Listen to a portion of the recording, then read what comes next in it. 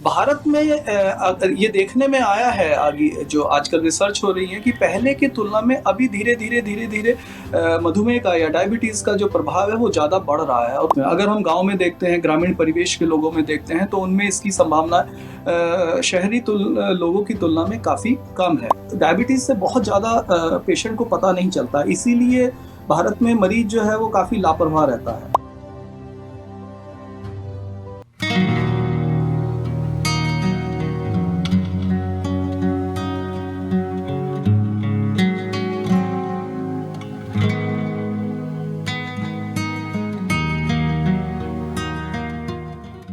नमस्कार, D5 channel Hindi देख रहे दर्शकों का मैं वंदना स्वागत करती हूँ। आज हमारे साथ जुड़े हैं डॉक्टर अरुण वर्मा जो कि BA MS हैं। डॉक्टर अरुण, आपका बहुत बहुत स्वागत है हमारे इस प्रोग्राम में। आपके सभी दर्शकों को मेरा प्रणाम। डॉक्टर अरुण, आजकल भारत में लाइफस्टाइल डिसऑर्डर की ही काफ़ी ज़्यादा बीमारियां चल रही हैं, जिनमें से एक है शुगर की, जिसे कि हम डायबिटीज़ कहते हैं, जिसे कि हिंदी में मधुमेह कहा जाता है। तो डायबिटीज़ जो है लाइफस्टाइल डिजीज़ मानी जाती है। तो ये लाइफस्टाइल डिजीज़ इसे क्यों कहा जाता है और ये मतलब इतनी ज़्यादा मात्रा में भारत में क्यों है? इसको 2-3 नज़रिए से हमें समझना होगा कि जब हम किसी चीज़ के लिए लाइफस्टाइल डिसऑर्डर की बात करते हैं तो उसका मतलब क्या होता है। बेसिक रूप से इंसान जो है वो इसलिए नहीं बना था कि वो घरों में बैठे कुर्सी पे बैठा रहे सारा दिन या वो इस तरह की एक्टिविटीज़ में रहे जिसमें उसकी मूवमेंट बहुत कम हो। बेसिकली हम लोग एक तरीके के प्रकृति ने हमें भी एक तरह से जानवर बनाया है, बट हम लोग सामाजिक रूप से हम सोशलाइज्ड हो गए हैं।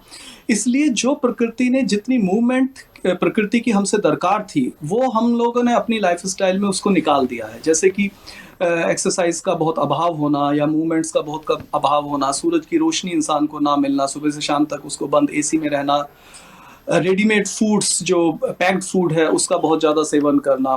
तो इसकी वजह से ज़्यादातर लोगों में डायबिटीज़ की संभावना बढ़ जाती है।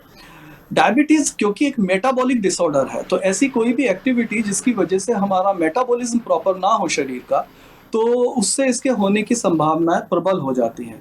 भारत में ये देखने में आया है आगे जो आजकल रिसर्च हो रही है कि पहले की तुलना में अभी धीरे-धीरे मधुमेह का या डायबिटीज़ का जो प्रभाव है वो ज़्यादा बढ़ रहा है। और उसके लिए मेजर कारण हमारी सेडेंटरी लाइफस्टाइल, हमारा ज़्यादा स्थिर अपने आप को रखना, ये महत्वपूर्ण है। और जो हमारा खान-पान है वो उसका बहुत बड़ा रोल है इसमें। अगर हम गाँव में देखते हैं, ग्रामीण परिवेश के लोगों में देखते हैं तो उनमें इसकी संभावना शहरी लोगों की तुलना में काफ़ी कम है, क्योंकि उनकी एक्टिविटीज़ ज़्यादा है, उनका परिश्रम ज़्यादा है शरीर से।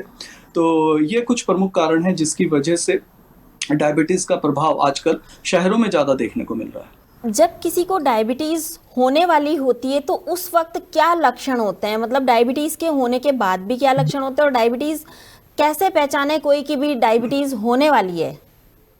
3 प्रमुख लक्षण हमारे सामने आते हैं डायबिटिक पेशेंट के, जिसमें हम बोलते हैं पॉलीफेजिया, डिप्सिया एंड पॉलीयूरिया।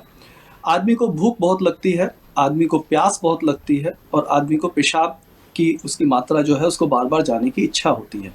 ख़ास तौर से रात में मरीज़ कई बार उठने लगता है या दिन में भी ऐसा हो सकता है, कई बार जाए उसको बहुत ज़्यादा प्यास लग सकती है, उसके बाद बहुत ज़्यादा भूख लग सकती है। बहुत बार जब शुरुआती स्थिति में होती है तो ऐसा हो सकता है कि मरीज में ये लक्षण बहुत प्रभावी रूप से ना आए, तो उनको इस बात का ध्यान देखना पड़ेगा कि क्या उनको जल्दी थकान का अनुभव तो नहीं हो रहा है या उनका वजन धीरे-धीरे कम तो नहीं होता चला जा रहा है अचानक से, या एटलीस्ट कम से कम उनको पेशाब का ज़रूर उनको पता चल जाएगा कि पेशाब कहीं ज़्यादा तो नहीं हो रहा है। अगर इन तीनों में से कोई भी लक्षण हमारे सामने आए तो हमें तुरंत या तो चिकित्सक से संपर्क करना चाहिए या हमें इसकी एक बार ब्लड ग्लूकोज की हमें जांच करा के देख लेना चाहिए। दूसरी बात आपने जो पूछी है कि इसके बाद मरीज को क्या दिक्कतें हो सकती हैं या डायबिटीज़ होने के बाद क्या दिक्कतें हो सकती हैं। शुरुआती स्थिति में डायबिटीज़ से बहुत ज़्यादा पेशेंट को पता नहीं चलता, इसीलिए भारत में मरीज जो है वो काफ़ी लापरवाह रहता है। जब हम जांच भी कराते हैं और उसका अगर शुगर बढ़ा हुआ भी आता है तो वो कहता है कि डॉक्टर साहब आपकी जांच में तो आया है पर मुझे कोई बहुत ज़्यादा मेरे शरीर में मुझे कोई तकलीफ नहीं लग रही है। तो उनको ये समझाना होता है कि अभी भले आपको बहुत ज़्यादा कोई ऐसी समस्या पैदा नहीं हो रही है, परंतु लंबे समय में ये बढ़ा हुआ जो ब्लड शुगर है, ये आपके शरीर के बाकी अंगों को नुकसान पहुंचाने लगेगा। खास तौर से लंबे समय तक अगर शुगर हम कंट्रोल नहीं रखते हैं तो 3 तरह की कॉम्प्लिकेशंस हमारे सामने आती हैं, जिसमें नंबर 1 है डायबिटिक रेटिनोपैथी, नंबर 2 है डायबिटिक न्यूरोपैथी एंड नंबर 3 है डायबिटिक नेफ्रोपैथी। डायबिटिक रेटिनोपैथी में आंखें कमज़ोर होने लगती हैं, न्यूरोपैथी में नर्व्स वीक होने लगती हैं, नसें कमज़ोर हो जाती हैं, मरीज की बहुत जल्दी थकने लगता है, पिंडलियों में दर्द होने लग सकता है। और थर्ड स्टेज है जो है डायबिटिक नेफ्रोपैथी, जो सबसे ज़्यादा गंभीर है, क्योंकि ये जो डायबिटीज़ की वजह से जो कॉम्प्लिकेशंस आती हैं, अगर ये एक बार आ जाए तो ये इरिवर्सिबल होती है, इनकी वापसी तकरीबन नामुमकिन हो जाती है। इसलिए हमें पेशेंट को बहुत ज़्यादा इस बात के लिए जागरूक और अवेयर करना पड़ता है कि आप इसका ध्यान रखिए। डायबिटीज़ होने पर पेशेंट को या फिर जो इंसान हैं जिनको डायबिटीज़ हो चुकी है, उन्हें क्या चीज़ खानी पीनी चाहिए और क्या चीज़ बिल्कुल नहीं खानी पीनी चाहिए? स्पेशली क्योंकि ग्लूकोज जो है उसका मेन सोर्स कार्बोहाइड्रेट है, तो पेशेंट को ऐसी चीज़ें जो रिच कार्बोहाइड्रेट वाली हैं उनको हमें अवॉइड करना चाहिए, जैसे कि मीठा, किसी भी फॉर्म में मीठा पेशेंट को अवॉइड करना चाहिए। आजकल मैं देखता हूँ कि बहुत सारे लोग ऐसी सलाह देते हैं कि आप बहुत सारे फल खा सकते हैं, किसी भी तरह के फल खा सकते हैं, बहुत ज़्यादा मीठा खा सकते हैं। इसका कोई बहुत वैज्ञानिक आधार नहीं है, क्योंकि जिस प्रमाण में वो चीज़ें रिकमेंड करते हैं या किसी भी तरीके से पेशेंट को इनिशियली, भारत में पेशेंट को वो सारी चीज़ें बहुत अच्छी लगती हैं जिनमें कि उसको कुछ करना ना पड़े। अगर पेशेंट से हम कहें कि भाई आप एक्सरसाइज कीजिए तो वो करने को राजी नहीं है। उसके लिए ये चीज़ ज़्यादा सुविधापूर्ण लगती है कि हाँ, किसी ने मेरे को ऐसा बताया है कि आप खूब सारे फल खा लीजिए और फल खाने से ऐसा हो जाएगा। इसकी कोई प्रामाणिकता नहीं है। अगर ऐसी कोई प्रामाणिकता होती तो पूरे संसार में इतना ज़्यादा रिसर्च इन सब चीज़ों के लिए चल रहा है, तो ये चीज़ें कहीं ना कहीं से लोगों के सामने आती, परंतु ऐसा नहीं है। तो ऐसे में लोग अननेसेसरी मिसगाइड ना हो। तो पहली चीज़ तो है कि मीठा अपने खाने में मिनिमम कर दिया जाए, बिल्कुल प्योर मीठा बिल्कुल बंद कर दिया जाए और कार्बोहाइड्रेट्स की चीज़ों को कम से कम किया जाए। दूसरी चीज़, हमें अपने शरीर में व्यायाम को जरूर जोड़ना चाहिए। अब बहुत बार बहुत सारे पेशेंट हमसे ऐसा बोलते हैं कि व्यायाम करने से क्या होगा, या व्यायाम का क्या फ़ायदा होगा, या किस तरीके से फ़ायदा होगा।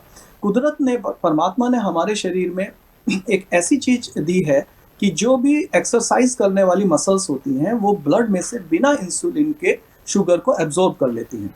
तो इंसुलिन की ज़रूरत को कम किया जा सकता है एक्सरसाइज के द्वारा।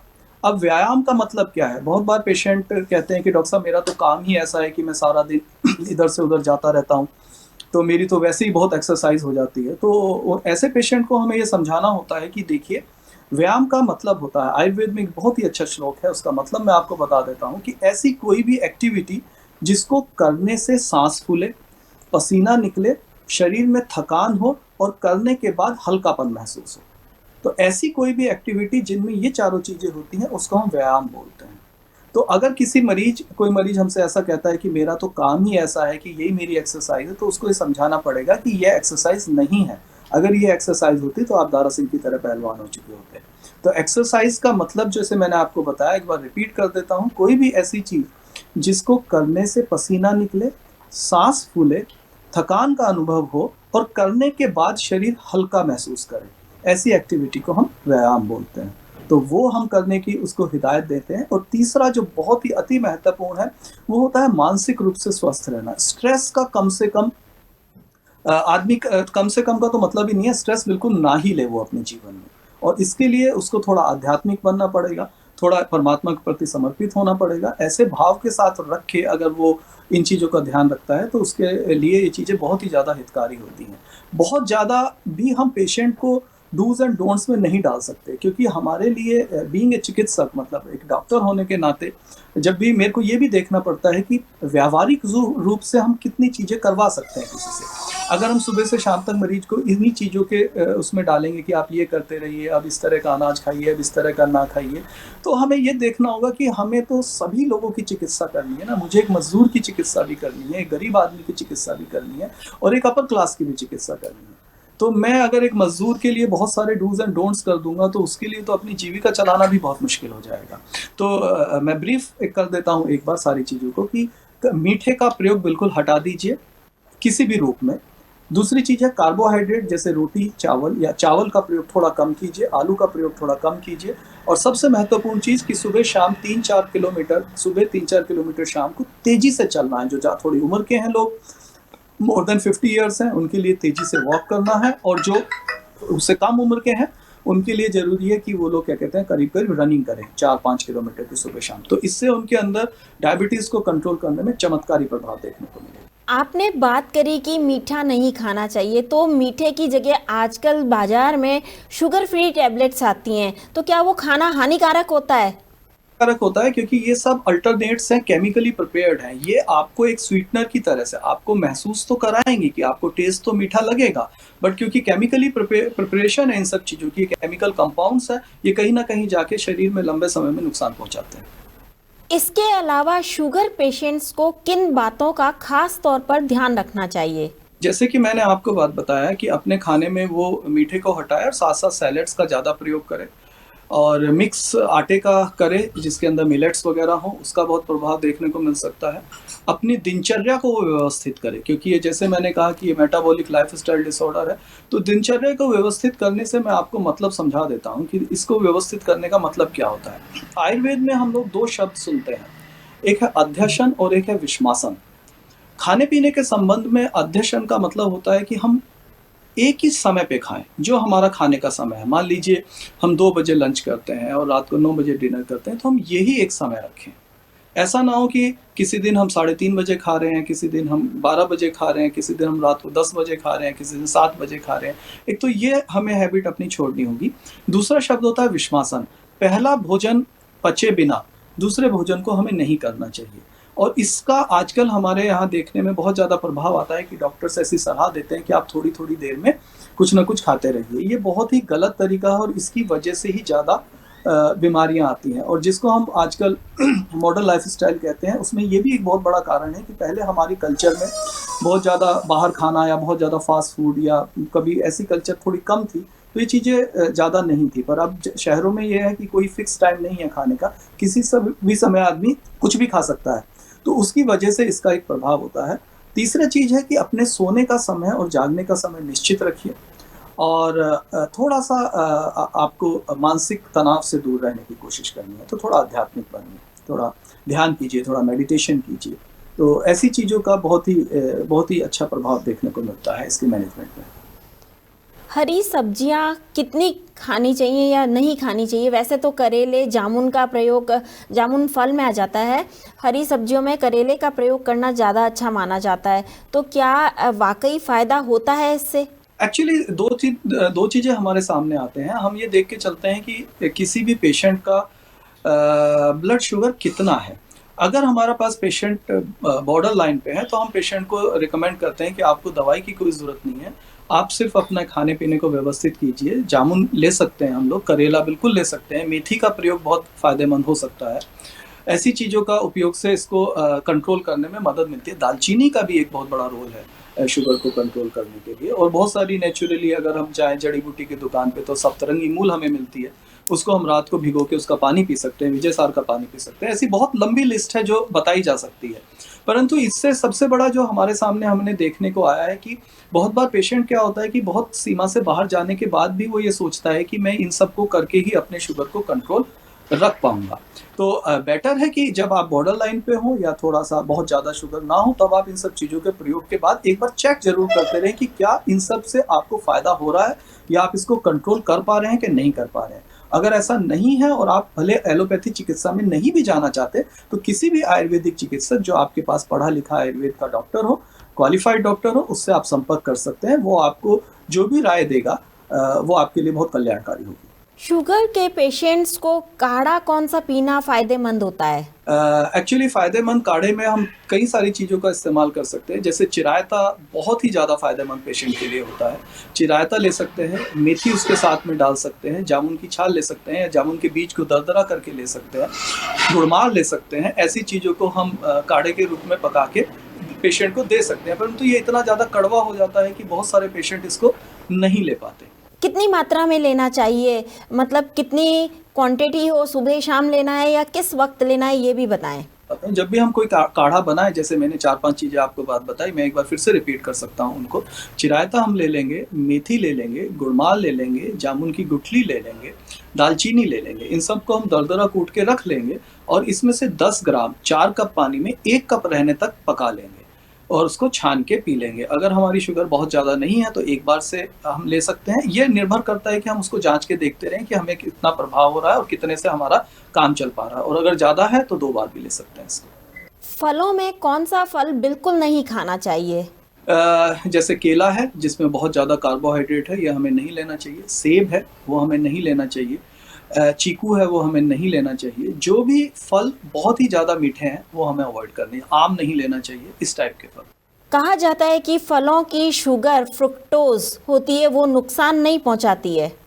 ये बिल्कुल इसी तरीके की बात है कि अगर फलों में फ्रक्टोज है तो फिर बेटर होगा ना कि हम सीधा चीनी की जगह बाजार से रेडीमेड फ्रक्टोज की टैबलेट देनी शुरू कर दें। अगर यही लॉजिक है तो आप जरा सा तार्किक हो जाइए। तो हम क्या करें, केमिकली फ्रक्टोज बना लेते हैं और मरीज को रोज सुबह इतने सारे फल खिलाने की बजाय 10 चम्मच भर के उसको फ्रक्टोज दे देते हैं और उसके बाद हम कह देते हैं कि ये फ्रक्टोज ज़्यादा है तो इसलिए ग्लूकोज का लेवल कम हो जाएगा। बड़ी हास्यास्पद बात है। ग्लूकोज का लेवल बढ़ता नहीं है इससे, वो नुकसान नहीं पहुंचाता है क्योंकि वो एकदम से ब्लड में नहीं डिसॉल्व होता है। हमारे लिए ये महत्वपूर्ण नहीं है कि वो चीज़ है हमारे लिए, क्योंकि ग्लूकोज हमारे लिए सोर्स ऑफ एनर्जी है मैम।